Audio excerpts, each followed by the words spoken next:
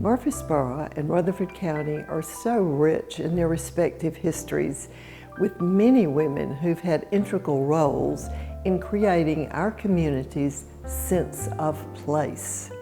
The Rutherford Arts Alliance is proud to partner with Murfreesboro City TV to showcase a number of these women as a part of our Leading Ladies of Rutherford County History project.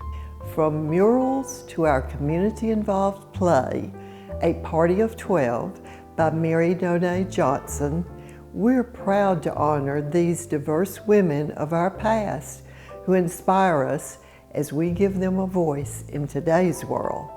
Let's find out more about one of these leading ladies.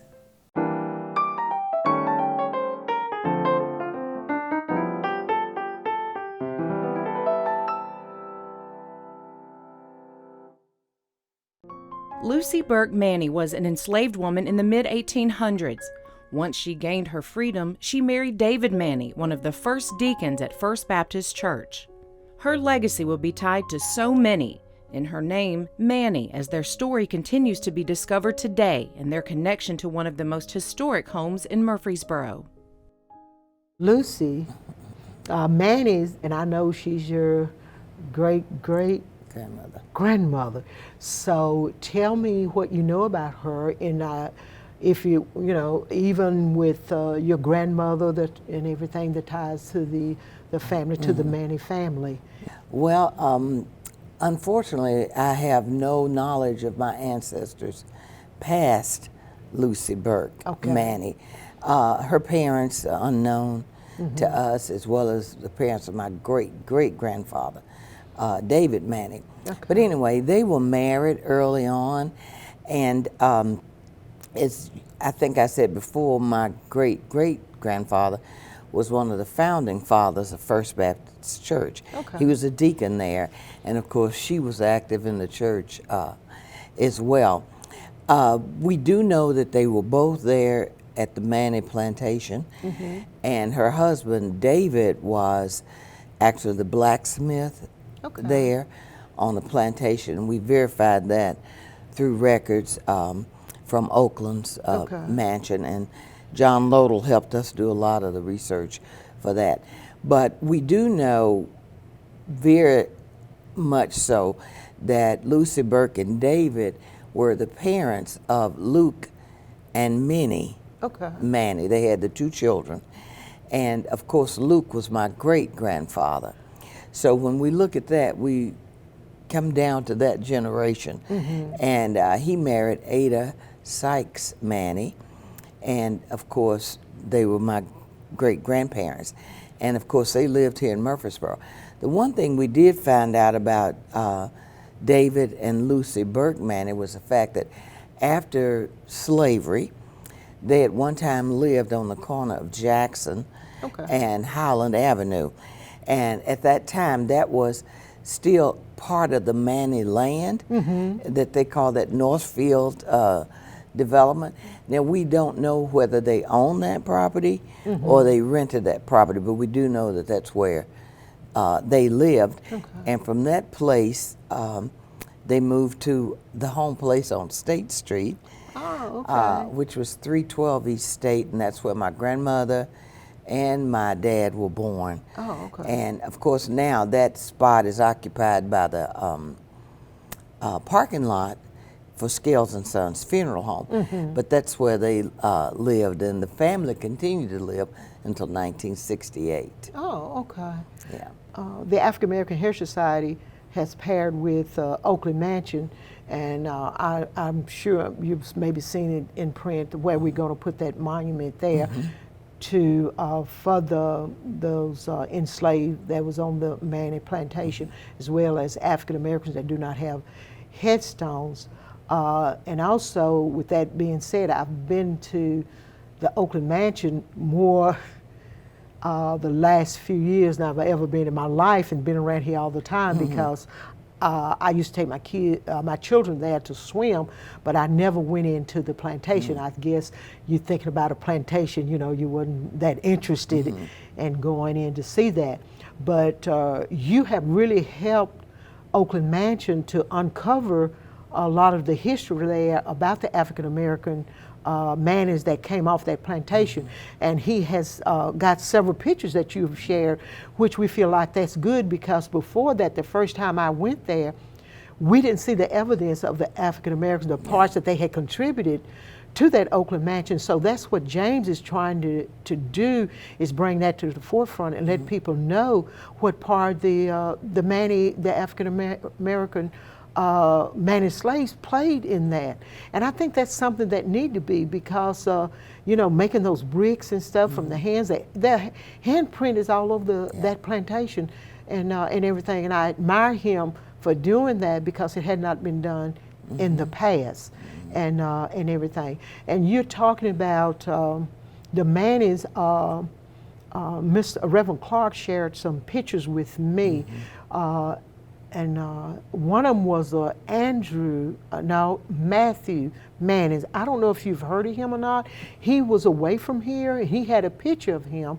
And I shared that with James, and James have it on the Oakland Mansion website now. And they brought him back from where he lived somewhere up north when he died, and they put him out there in the stone. He's in the war. They have him. They buried him out there in the Q section of the Stones River National Battlefield, and he was a part of the Maney family.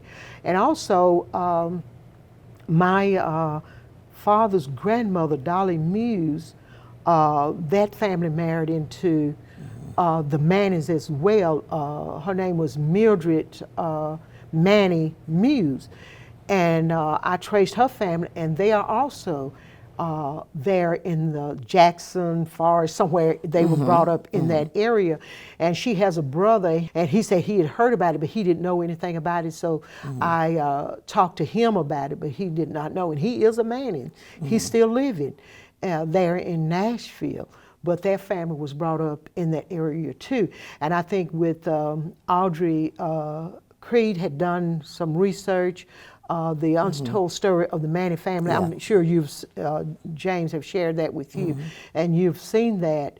And a lot of the Maney families, like you said, like your great-great-grandparents lived in that area, whether they owned the land or not.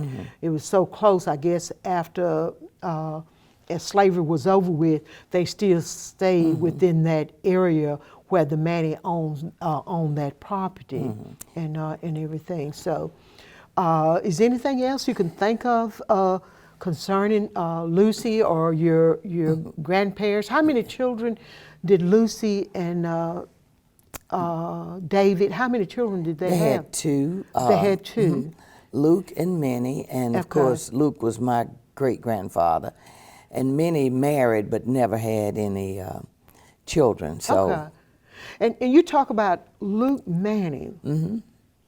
I did research on a Luke Murphy, which mother came out of that that family as well. That's how I started doing the research and everything. And he's buried out there in the Evergreen Cemetery. Do you know where Luke and Lucy, do you know where they were buried? Have you found out for sure? Don't know about David and Lucy Burke, but I do know that Luke Maney, their son, is buried in the National Cemetery. Okay, so he's he fought in the Spanish-American War. Oh, okay. And because I remember them saying, my great-grandmother never really worked, and that she lived on his pension. Oh, okay. After he died, but he was also a blacksmith here in Murfreesboro. Oh, okay. So, do you know of any Maneys? That's what we're really trying to find out. Some of the Maneys that came off of that plantation by name that was buried in that cemetery. You know, we found I think there's a Carrie Maney out there. There may be a couple more that we have found that's actually buried in the Evergreen Cemetery. And we're just trying to document that to some of the names to try to find out who was actually buried there on the grounds. And of course, the Evergreen, a lot of their information burned, their records and stuff when they said that the headquarters burned back in in the 40s or something like that. So they lost a lot of that information, and we don't know exactly where they are buried. And I know James have read articles hoping somebody will come forth and share some information with us so we would know exactly where. And but Miss Brewer there at the Evergreen Cemetery, the director, she said that they don't disturb a lot of that M section because they know that some of the enslaved was buried there, but they don't know where. Well, I do know Luke was buried in Stones River National Cemetery, but his wife, Ada, is buried at the Benevolent Cemetery off on Church Street. I think I've got a list of the Maneys, there are a few Maneys that by that name are buried out there in the Benevolent Cemetery and everything. But we would love to know a little bit more about the Maneys, even names other than the ones that you've shared that came off of that plantation and everything. So, when we were thinking about that, Dr. James Maney, you know, he had several plantations. Oh yeah, Mississippi. So my grandmother always talked about the fact that they were born and reared right here in Murfreesboro, whereas some of those other families, probably from some of his other plantations, moved into this area. Now for her, there was a sense of pride that this was her home, and you know, she had been reared here. But also, and I don't know if you talked to her, I may have said that to you, Elodia Batts is also a descendant of the families that lived there on the Maney plantation.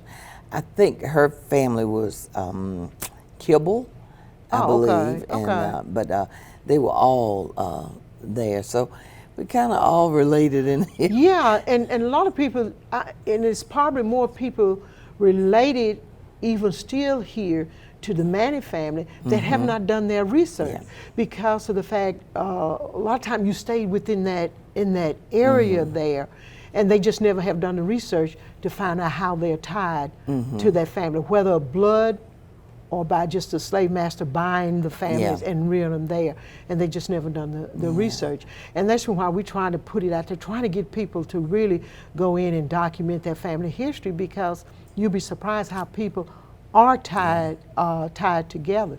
And of course, Dr. Maney came in, and I know he married Hardy Murphy's daughter.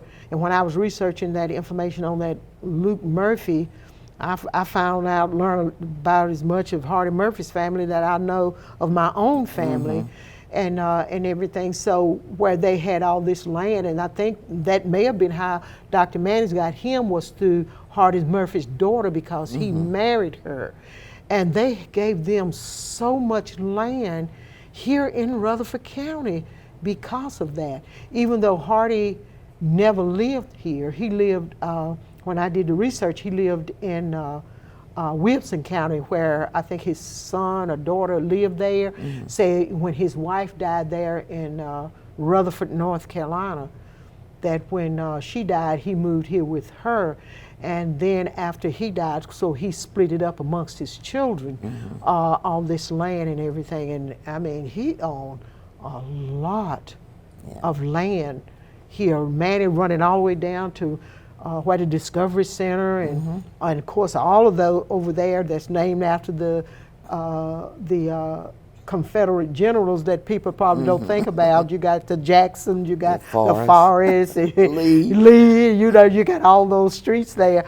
You know, they named them after that, but all that land came through him. And the Murphys also, I don't know, a lot of people don't know, down at where Toots, that's Broad.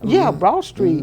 That they have a sign there with that on there, and Granlund, you know, you used to have a Granlund Rice boat, all of that over in that area off of Jones and all that. That was their property, and I think that's where the Murphys' home place was. And they moved, they had a cemetery over there, and they moved those to the Evergreen Cemetery. You see a lot of the Murphys there because they moved those bodies when they built up that big subdivision over there in that area and put them out there. So the land they own was just massive. I know. It's unbelievable in terms of dollar value today, how much, you know, actually they probably be billionaires with all the land that they had previously owned, you know. Yeah. So. And not only them, during my research, and I found out a lot of those landowners here, that's how they got that land, was through the government giving it to them because they fought in that war. And as far as much, even out there in Walter Hill, they just gave them that land. And a lot of them started their plantation through that. And like you said, the Maneys had several, and they was buying and selling slaves just like, you know, they were doing their other property and stuff or whatever. So, and, you know, and I was thinking, because we really don't know, because at the end of slavery, you know, so many of the enslaved people took the names of the owners that they had worked for. So we're not sure if that was the case with David. What we do know, which to me is always eyebrow raiser, when we looked at the census reports, my great-grandfather, which was Lucy Burke's son, when they reported him, he was listed as mulatto. And so, you know, when you think back on those terms, and it's hard to say that, and it's uncomfortable for people to think about that, but I tell everybody, I say, I look the way I do now because one of my grandmothers was raped at that time, you know? So it's good to know, but then it's also, you know, heart-touching to know that. So that's one of the things that, you know. And I just got through talking to Ernestine about that, you know, doing my research and everything. My great-grandfather was brought here from Virginia with his slave owner. It was said it was one African-American lady and 3 children, and he was one of them. And I did my DNA. They were Alfords. And I did my DNA and everything, and the Alfords showed up. And of course, they were listed as mulatto, and that means that there's something else other than being African American. They mixed with other nationalities, in which it ended up being white. And I did my DNA, and the white Alfords are showing up in my DNA as my 5th or 8th cousin. So my great-great-grandfather, somebody in his, whether it was the slave owner, the master or not, somebody within his family was his father. And I have made contact with a lady there in South Carolina, and also there's some here in Murfreesboro, but you know, we have not met, and he chose not to meet with me, and everything. But that's the way it was. And everything. So, and like you said, they took their slave master's last name. A lot of it was not by choice. It was the fact that they did that, and 90% of them, when they bought their enslaved, they took their name. And I think that was a way for them to keep track of them there. And I have found out that on some of the plantations, they allowed them to keep the name of whoever they bought them from. They may have, they were able to, they would let them keep that name if they bought them from John Doe, even though the Johns or somebody bought them, they would let them keep that name. But 90% of the time, they had to take whoever that slave master. And then some of them after slavery, they, like you said, they kept that name, and some of them changed that name. And I found some, and one example is down there at the Stones River Battlefield where Mr. Holland lived, and you see his name several different ways where they sort of changed it. And if you do this research, and I've come across that a lot. And I've also come across where I feel like some people are confused because they, so-and-so bought them here, they had that name, then so-and-so bought them here, and they changed that name. So I found out in some of the older records where their last name interchanges. You know, they may have this slave master's name this time, and then when you look in the census, when they start taking census on us in 1870, what they would interchange. You may find them one name in 1870, next name you find them, their last name something else. Because my mom always thought her grandmother was Malone. She always told us that her name was Millie Malone. Of course, that's part of your family too. But when I did the research and found her, she's an Alford. But I'm sure that the Malones and the Alfords are tied together, but her name was actually Alford, and her father's name was Henry Alford. Well, you know, we also always wondered, by Lucy's last name being Burke, if she had actually been a part of the Maney plantation, or if she had been, you know, from another place and had come there. But again, because we have no records. That's right. And I've also done the DNA check, and nothing goes back for us past Luke and Ada Maney. So even anything connected to Lucy and David is lost. Yeah, and I went to Nashville too, and they said, you know, they just didn't keep good records on us, and they just don't have it. My grandmother only had the 2 children, my dad and his sister, and her sister only had 1 child. Yeah. So it's a very small family in that generation. But then, of course, my dad came along and had 11.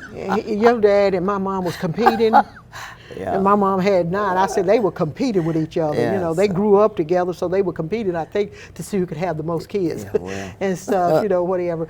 So, but my mom was an only child too on the Butler side. But my dad had a big family. It was 11 of them on the Patterson side, so we have a big family as well, and everything. So, and a lot of times I found out that happened with because of the way the enslavement way it was set up. When slavery was over, and I don't know if you found that out or not during your research, a lot of the older men, they married young women, and I think that was hopefully that they would be able to have a family, being that their family was separated and they didn't have track. But a lot of them married younger women that I have found out doing my research. I don't know if you came across that or not with the Maney family or whatever, where once they were, you know, slavery ended, they married young women. The only other thing, as a family, we've talked about, especially now that the racial climate in our country is in the shape that it's in, and we also talked about this issue about reparations and not being able to go back and, you know, say where that came from. But again, that generational wealth, I think, in my family in particular, that was denied them. And same here, yeah. You know, and the fact that he worked there and has nothing to show for it. I know. You know, for that whole time. So which meant that, and I've always said this, pretty much every generation of African Americans start out crawling, you know, because there is no generational wealth, literally, That's right. to pass on. And your family's been extremely blessed because you guys have had so much land out there that also equates to wealth. But again, because David Maney lived right there on the corner of Jackson and Highland, and once he died, there's no record of any of my family ever living in that place again.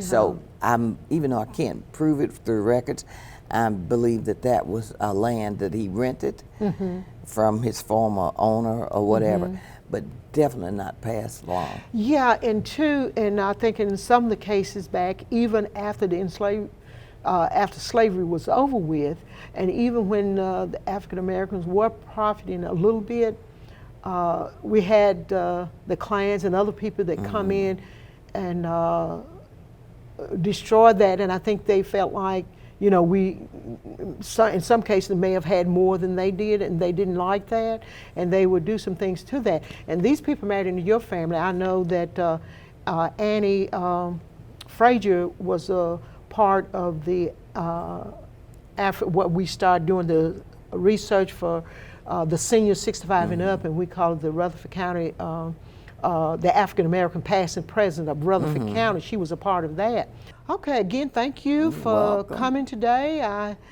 I can't think of anything else, but I really appreciate you coming today and sharing this with us. I hope we didn't do too much bird walking and all, but I just love talking about the history, you know, because I feel like it's so important that we do preserve the history, you know, for our generation, because we don't know a lot about it, and those generations to come when we are gone, so they will know from which they came.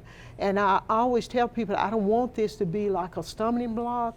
I just want it to be awareness, and I want young people to know from which they came from, because a lot of our information are not being taught like it should be in the history books, in the school system and stuff like that. So it's really up to us to document and preserve our history. One other thing before we end it, when I was doing the genealogical search and all of the DNA, it was interesting to me that my family originally came from Nigeria, and you know, for me that was something, just to know that part of it, because the only history I know is that which occurred here on American soil. So that was good for me. For more information about our project, Leading Ladies of Rutherford County History, visit our website, leadingladiesrutherford.com. Or if you have a story of someone from the past who inspired you, you can share it on our website. For more information about the Rutherford Arts Alliance and what we're doing to promote arts, culture, and heritage, visit rutherfordartsalliance.org. And thank you for watching.